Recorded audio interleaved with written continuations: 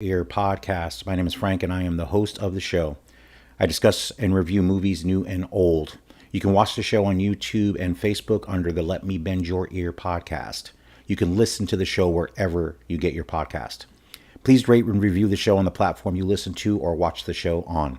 You can email the show at bendyourearpodcast@gmail.com. Please visit the website at letmebendyourear.com. All the episodes are available there. On this episode, I'm actually going to review two movies, both on Netflix, the film Under Paris and the film Trigger Warning. But before I get into the reviews, I just want to say a quick thank you to all of you out there. I've been doing this podcast just past the 6-year anniversary. I can't believe I've been doing it that long. And it's been ups and downs in the sense of the frequency that I get to do the podcast and how much time I would like to pour into it, which is never what I would like to do. But I love doing it still. And over the last couple of months, I've seen an increase in downloads. It's more consistent. And I just want to say thank you. And the number of them is really not relevant. It's just the fact that more people are engaging it, downloading it. So I just want to say to whoever out there is either an old listener or a brand new listener to the show, I just want to say thank you because I know a lot of times podcasters, especially independent podcasters like myself, I think we look for that affirmation that people are at least listening through social media. But I'm a podcast listener myself, so I know that most people really don't interact that way. They just consume the podcast, listen to it. And if they send you a compliment, that's great. If they don't, that's okay too. I just wanted to let you know that I see the numbers have gone up somewhat, and I'm really appreciative of it. So thank you for listening. If you've listened to it and it's a movie podcast and maybe you know a friend or family member that would like to listen to it, if you could just recommend it, that'd be great. Just post on your social media or retweet an episode. But if you're just listening to it on your own and are continuing to do so, I just want to say thank you. I really appreciate it. I do want to grow the show, and I'm very appreciative of all the people that listen. So thank you. I just wanted to say that up front. And continue to listen. And like I said, feel free to reach out to me if you like. The best way is usually on X at Bend Your Ear, or you can email the show again. The email is bendyourearpodcast@gmail.com. So normally I haven't done a double movie review in a while, but I figured these two were okay to warrant it. I think these movies are pretty straightforward, and a shorter review on each of them I think is going to be appropriate. So they are both Netflix films. So I know with Netflix, it's interesting because I've discussed this before. I'm the type of person that loves to go to see movies in the theaters. And if you've listened to this podcast for any length of time, you understand that that's not something I get to do very often. Obviously, movies opened yesterday. The Kevin Costner film opened. Despicable Me is opening next week. But, I don't get to the theaters as often as I would like. So streaming has been a valuable resource for me to review both new movies that are available on streaming and, of course, old movies that I want to review for the podcast as well. And I know with Netflix it's kind of tough because I fall into that camp of I've seen quite a few Netflix films, and I know there's a lot of criticism of Netflix films.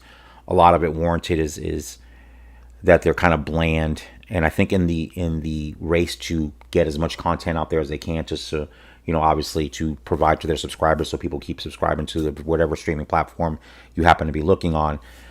I think the issue becomes the vetting of the material that gets made and the money that gets put into certain productions. And I think that has led to some of the movies being disappointing, and I get that criticism. But what I try to do when I review these movies, on Netflix is not to have a preconceived notion or prejudice about the quality of what the movie is going to be. So, like I said, I haven't watched a ton of Netflix films. The Irishman probably being the biggest example, and I'll take The Irishman because actually that's a good one. I really like The Irishman a lot. 3-hour movie, criticized for its length. Actually, it's over 3 hours. Martin Scorsese film. I loved it. I thought it was very good. So I try to come into these movies with an open mind. And like I said, I haven't watched a Netflix film, and I'm actually looking forward to next week when Beverly Hills Cop, Axel Foley comes out. I am super excited to review that, and I'm hoping that movie is going to be great. So I'm looking forward to that. Beverly Hills Cop, one of my favorite movies of the 80s. So hopefully this sequel will live up to at least somewhat of the original, and even the second movie I thought was pretty good as well. All right, so let me get into it. So I'm going to start with Under Paris. So I wasn't intending to even watch this movie, to be honest with you. I had heard it was coming out, and it was a shark movie set in Paris. So, of course, for me and for most people, the definitive shark film is Jaws by Steven Spielberg. And, of course, I know there's a lot of people that are big fans of what's the movie with the Meg movies with Jason Statham are huge. I've never seen either one of those. I know those are like over the top intentional, and I'm thinking of the one where Deep Blue Sea, where which I actually haven't seen as well, but I know the very famous scene of when Samuel L. Jackson, spoiler alert, gets killed by a shark is done in a very original way. So I know those films are have a lot of cult following and they're fun. Of course, to me the definitive one is Jaws. So again, I didn't attend to see it. I saw a quick blurb of a review of it that gave it kind of a positive review. And I watched both these movies that I'm going to review today last week. So I'm like, because I had nothing going on, I said, let me watch these two since they're right here on Netflix and I can do it for the podcast. So Under Paris we'll start with first. So it is a French film. Director is Xavier Gens, or Gens, I don't know how to pronounce his last name. And it opens with a group of marine researchers led by Sofia Asalas. So they are searching for a mako shark that they had previously tagged. So it's Sophia, her husband, and three others on a group. So they go down to look at the shark to try to find it. And what they find is a group of mako sharks that are hunting in a pack, which apparently is unusual. They don't usually hunt that way. And Sophia wants her husband Chris to take a blood sample from Lilith. But the shark becomes super aggressive and unfortunately kills her entire team. And of course, she's able to get away.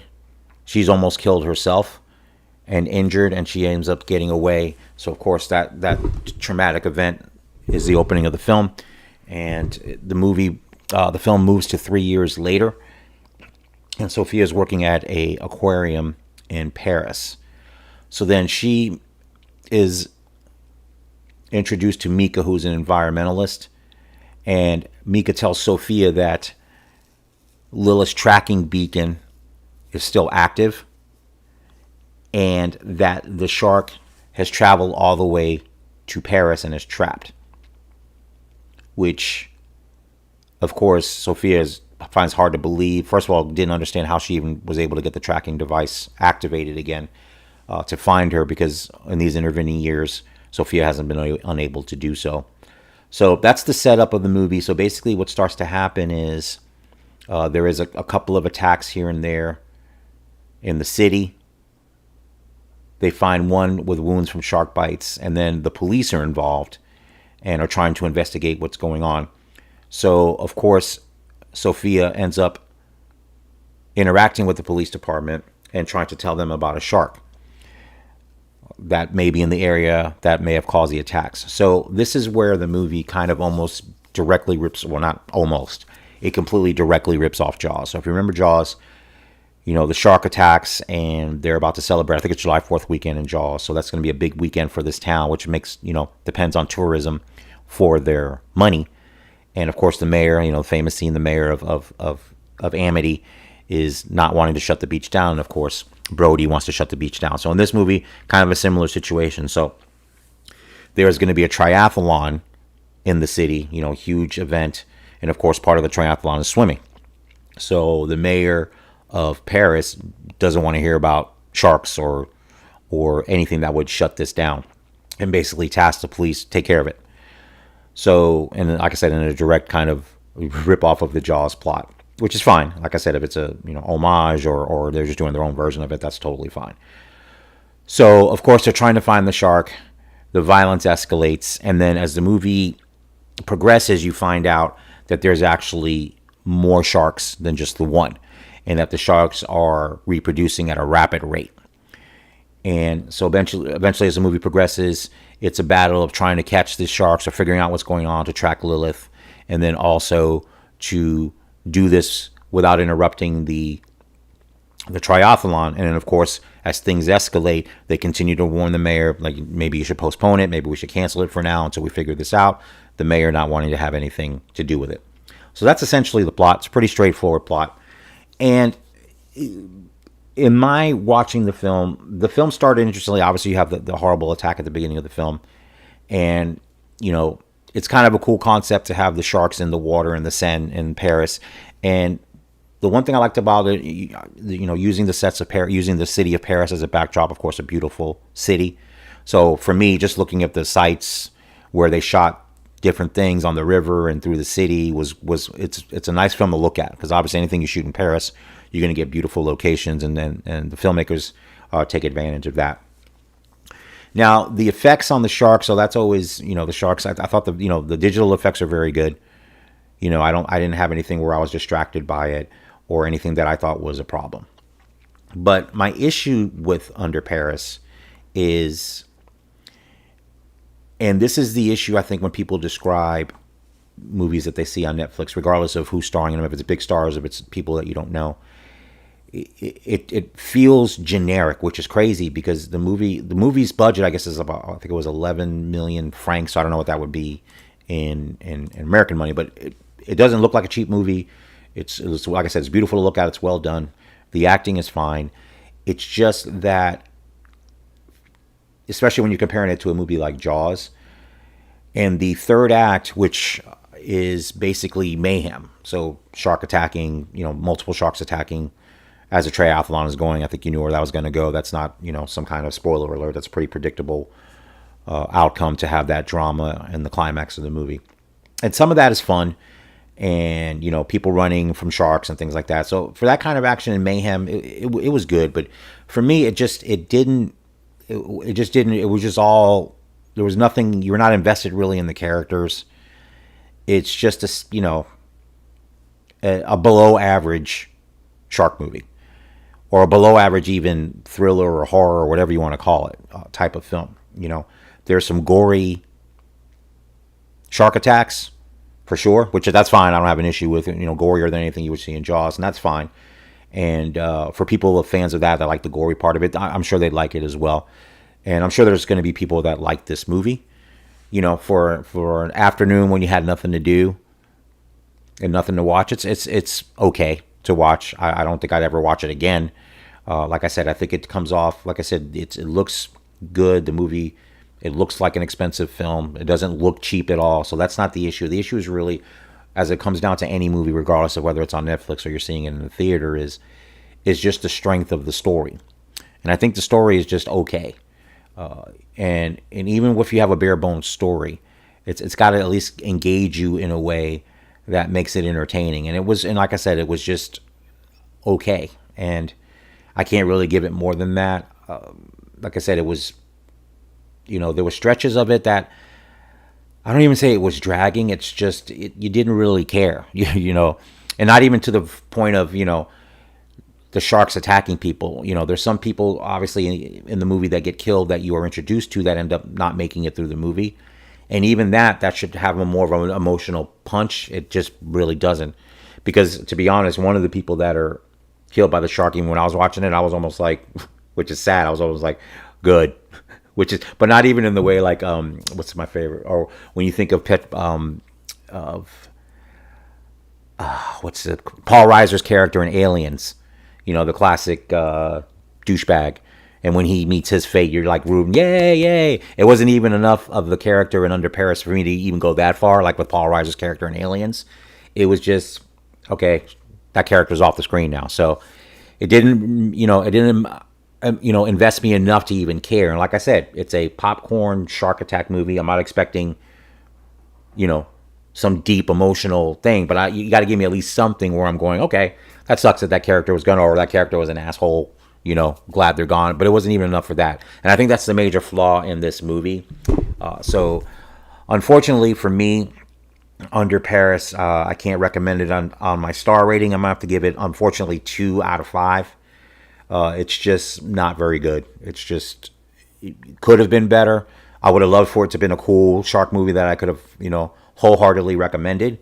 But unfortunately, I can't. It just was not very good. It engaged me for bits and pieces, but nowhere near enough for me to recommend it. But again, if you're a fan of some gory shark killing, there's a few in there. So if you're in for that, and if you go in with super low expectations, and it's on Netflix, you can check it out. You might enjoy it. I just didn't really find it to be that good. I found it to be a very, very, not even ripoff, just a poor imitation of Jaws. And this film just reminds me just how fantastic Jaws is, and how great it does with all of the aspects of the storytelling and the visual parts of Jaws. Where now, where you have better effects, better ways to do that, it just goes to show you that's really not the most important thing. It's really how you tell that story and really investing the story with characters that you care about, whether they're the good guys, the bad guys, or anywhere in between. And this movie, unfortunately, does not do that for me. So again, I'm gonna have to give Under Paris 2 stars out of 5.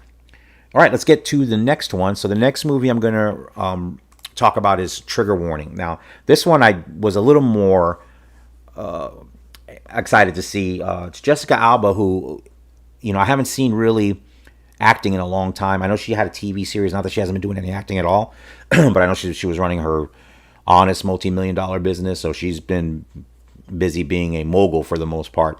So when I saw that she was back in a movie and I saw the trailer for it, I'm like, oh, this looks like it's pretty interesting. So I figured I would double feature this with Under Paris, which I did actually watch these movies back to back on Netflix.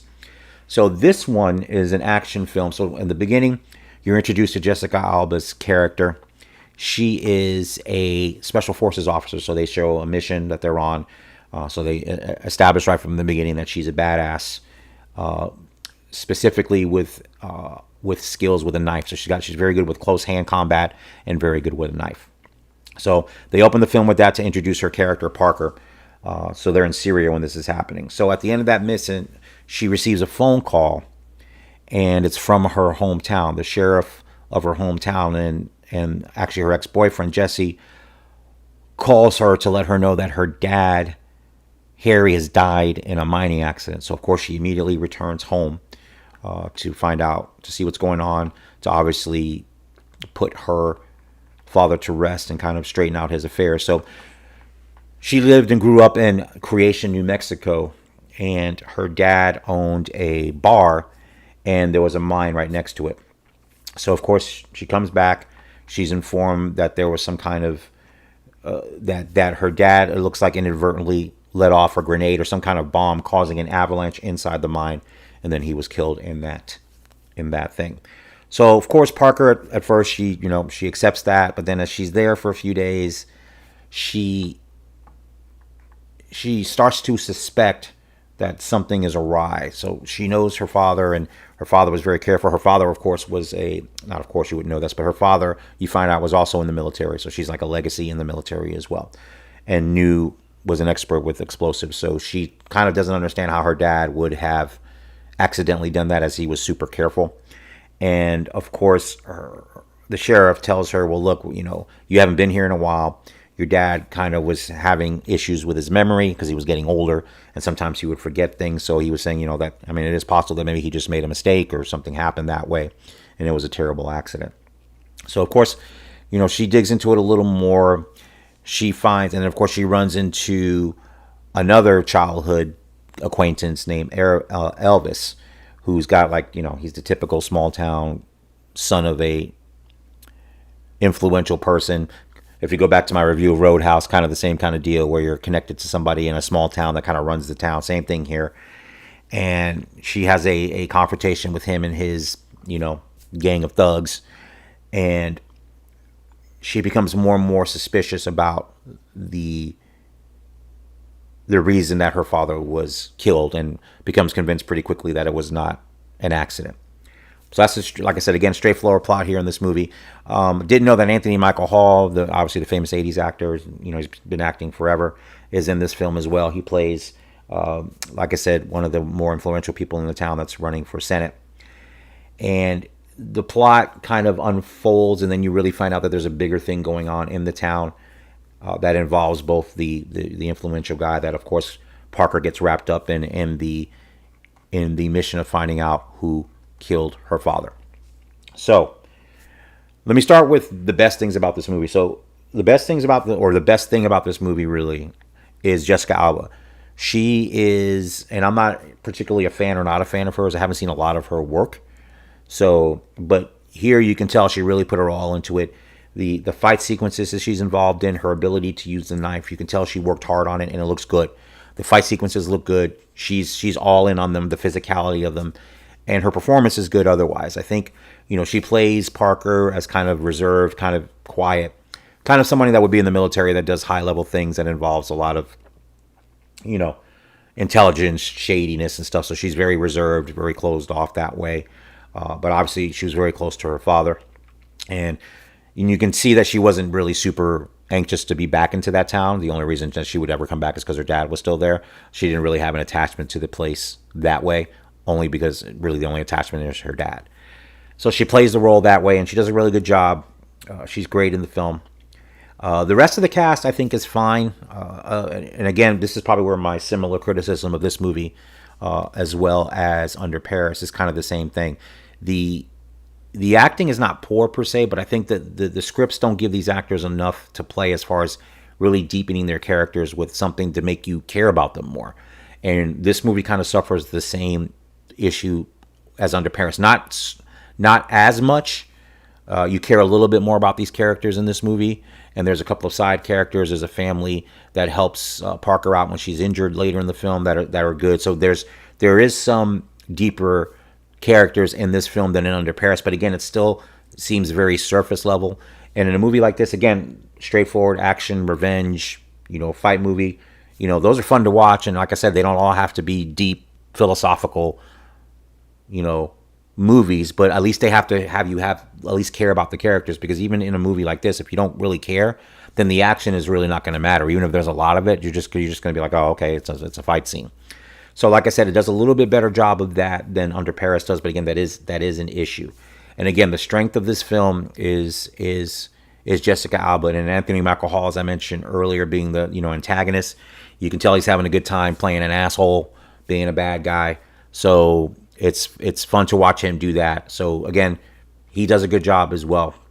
So, and the action, like I said, is decent. There's decent action. The fight scenes are really good. And as it gets to the climax of the film, that the climax and the last part of it is very entertaining and action packed. So again, that's the good part of that as well. So my overall thought of this movie, it's uneven. It's definitely better than Under Paris, and it's uneven. So I can give this one what's the best term? I can give it a somewhat of a recommendation. So I can give it a qualified recommendation is probably the best way to put it. Again, the reasons to see it is Jessica Alba's all in on the performance. She does a great job. Anthony Michael Hall is good. Some of the action is very good. And this one was more entertaining to watch. So this one, unlike Under Paris, if you're looking for got nothing to watch on TV, don't want to watch commercial TV, slap it, and you have Netflix, slap this movie on. It's entertaining. It's a good use of an hour and 45 minutes to watch something if you're just chilling on a Saturday. And I would definitely recommend this for that purpose as well. It doesn't rise to the level of classic action film or something where I would recommend repeated viewing. I don't know if I'd watch it again, but if somebody wanted to sit down and watch it, I probably would watch it with them. I don't know if I go about watching it again myself, but again, I was entertained. It just, like I said, with the issues that I've given it. So based on that, I'm going to go ahead and give Trigger Warning. I'm going to give it 3 out of 5 stars. So like I said, 3 for me is a qualified recommendation. If you like action movies, especially if you like Jessica Alba, I think you'll be entertained by it. And like I said, it's a good, fun, movie that you'll watch it and then maybe a half hour later forget what it was about, but you'll have a entertaining time for a little bit. So I'm going to give Trigger Warning 3 stars out of 5. And as I stated, both Trigger Warning and Under Paris are on Netflix now. So if you have Netflix, you can pop them on and check them out. Let me know what you think. You can hit me up on X or email the show if you have a difference of opinion on that. So again, to recap, I'm giving Under Paris 2 stars out of 5, and I'm giving Trigger Warning 3 stars out of 5. All right, thank you for listening to the show. If you're watching the show on YouTube or on Facebook, please rate and review and subscribe to the YouTube channel. I'm trying to get my subscriber base up, so if you can do that, that'd be great. And like the Facebook page. If you like what you hear or are a fan of the podcast and you'd like to contribute to help support the show, if you look up here on you're watching the video, right on the left, you see the support show QR code. Just click on that. Or you can go to the show's X page, which is at Bend Your Ear Pod, and just click on the tip jar and you can leave something there. Again, that would go to help offset the cost of producing the show. So if you could do that, that'd be great. And Another thing you can do, like I said, I wanted to thank everybody again for the increased downloads. I really appreciate the engagement and listening to the show. It makes me super happy. And like I said, I love doing this. And I've said before I would do it if one person listened or a million people listen. I love talking about movies, so I really appreciate it. But if you can, if you want to help grow the visibility of the show, and this is really important, if you can, wherever you listen to the show, the show is on Spotify, Apple Podcast, Google Podcasts, iHeartRadio. So wherever you listen to, if you can rate and review the show, that'd be great. So the more rate and reviews a show gets, the higher it's profiled in searches of people who are looking for a new movie podcast. And as I stated a little bit earlier, if you are a big fan of the show, if you can, just recommend it. Repost the things I post on social media with new episodes. And if you know people that love movies, please shoot them over here and see if they like what they hear. So I appreciate it. And again, thank you so much for the support. And I will continue to do this. I will enjoy doing this for as long as I can. And I thank you for joining me on this journey. So again, hopefully the next episode probably will be, if I have time, Beverly Hills Cop 4. I'm definitely going to be watching it and hopefully dropping an episode there. And I know Despicable Me 4 is coming out, so that may be another one I review. I may bring my son back on to do that review with me. He likes to do the kids' movies, so I may have him join me. So again, I appreciate it. Thank you for listening,